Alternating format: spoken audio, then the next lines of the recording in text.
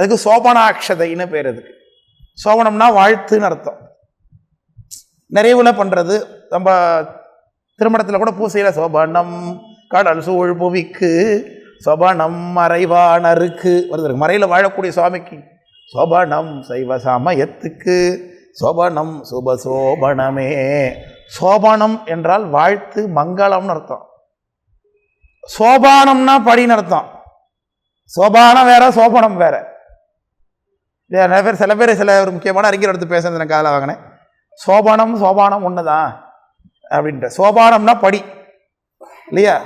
பெருகு தத்துவங்கள் என்னும் பெருகு சோபானம் ஏறி, அந்த இடத்துல படி ஏறினார் கண்ணப்ப நாயனார் மலை மேலே அப்படின்னு அங்கே சொல்கிறார்.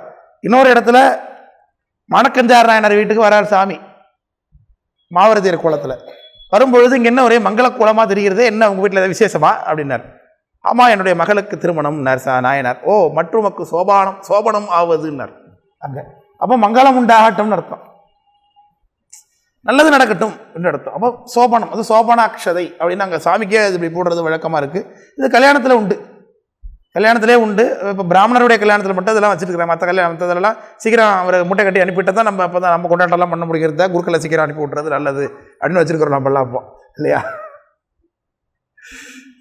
அப்போ அதெல்லாம் அவங்க முழுசாக பண்ணுவாங்க. கல்யாணத்துக்கு என்னென்ன பரிபு இருக்கோ எல்லா சடங்குகளையும் விரிவாக செய்வார்கள் அப்படின்லாம் இருக்குன்றிருக்கு. ஆமாம்.